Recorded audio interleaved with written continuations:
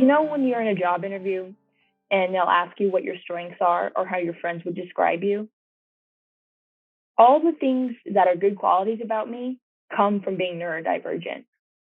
Like I'm fearlessly kind because I'm autistic and I don't think about what if somebody doesn't want help? What if someone thinks this is weird? Or I just help because they need it. What would an ideal school or work environment look like for you as a neurodivergent person? Punctuality doesn't really necessarily mean you respect someone, and being late doesn't mean you don't respect them. So I think just something like that shows that, like a time frame that shows that, like, I still respect you. I'm going to do my work. I'm going to get that stuff done as long as I can just come when I can. What does neurodivergent joy look like to you? Whenever I notice something that like is a mistake or like a typo or something like that, or if I'm going somewhere and I notice something like a museum or whatever, and I notice a part of the gallery that I can tell a curator cared about, but nobody else seems to care about.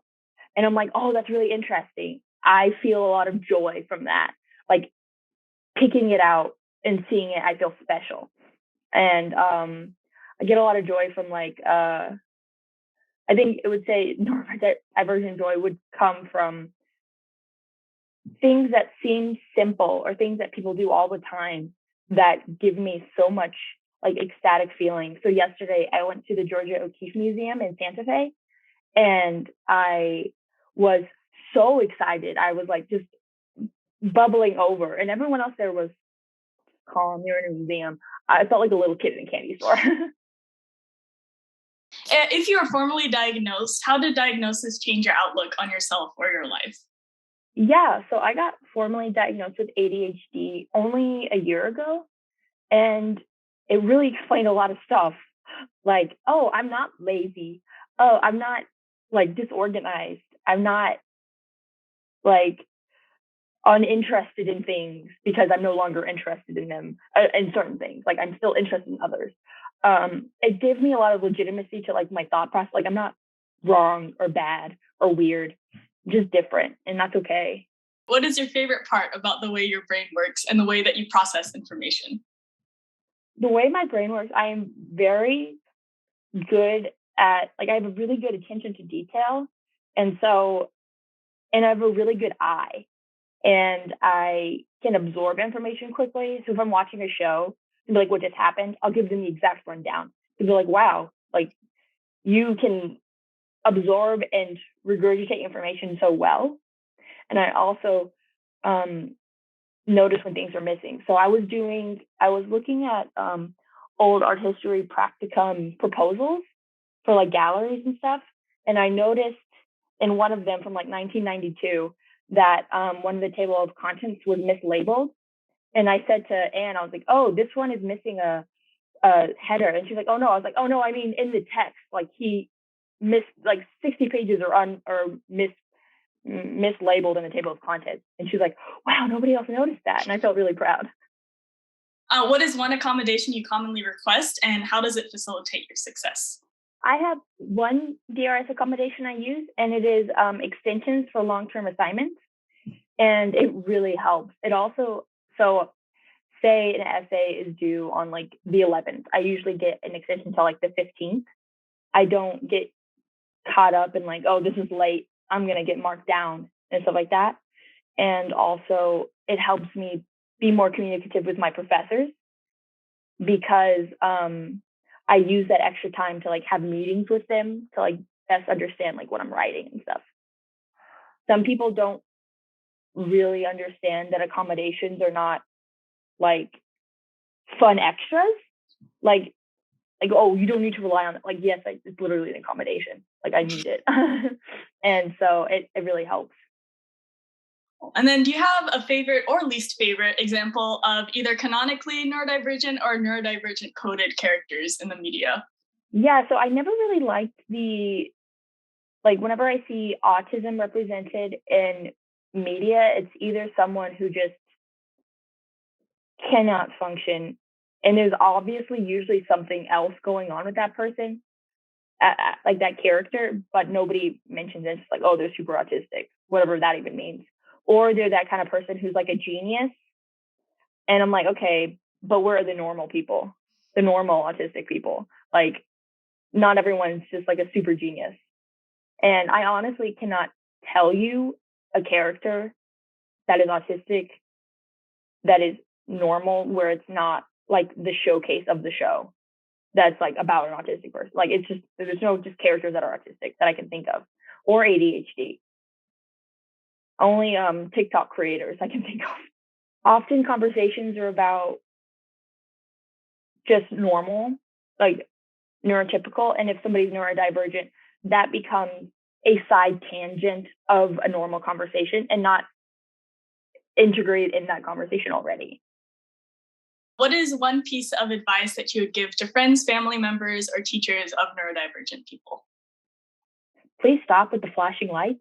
I'm sick of it. I'm sick of it. Like, the flashing lights, the bright screens, the bright colors.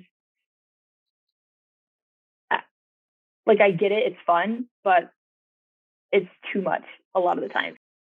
For neurotypical romantic partners, if they have a neurodivergent partner, is there any advice that you would give to those folks to help them sort of better understand each other? Explaining with your diagnosis your behaviors, your neurotypical partner repeating that to you, and also using those sort of things in conversation with friends and family. Like saying, like, if I'm not feeling well or whatever, say, oh, like, it's because of sensory overload, because of this, and like being very specific about it, and not just saying, oh, she's not feeling well.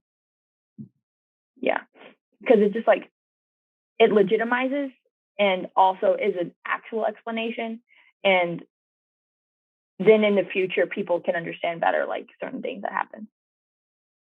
How have you reconfigured your own life in unique ways to suit your learning, emotional, sensory, or other needs? Having like things laid out for each step is really helpful.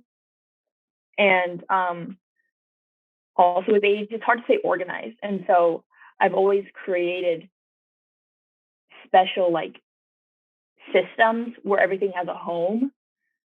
So I don't have to try and stay organized. I just put things back where they go and it becomes organized. What is a common misconception surrounding your disabilities that you wish more people understood? I wish more people understood that there's a lot of autistic people and that you probably are in classes with a lot of autistic people and nobody looks autistic. What is a common feature of the world that could be like built environment, websites, classrooms, etc., that is inaccessible to you that non-disabled people often don't think twice about? Grocery stores, they're so bright and have like so many different aisles, and it's always like so crowded. And so if it's like busy store, I can't go in. And it's not even because like, oh, I don't want to wait in line, or oh, it's crowded. It's, oh, I literally cannot handle that.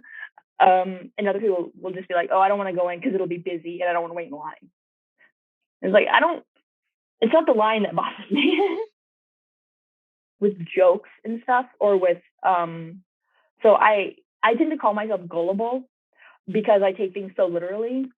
And when I'm meeting, like, if I'm meeting new people and they start to like, I can tell when people are making fun of me instead of like making a joke. Because at some point, if I don't still get it and you don't explain it to me, you're just being a jerk. Like, you can tease me and that, like, we can tease each other, just don't make fun of me. If you could change one societal expectation, what would it be and why? The grind, how much work you can do and how much work you have. And I really think societal expectations should be about your well-being. Like, are you happy? Are you kind? Do you help others? And not, are you successful? Do you have a strong work ethic? Are you a boss? And I think a strong work ethic should be about doing your best and caring. If you care and you do your best, what you get done is enough.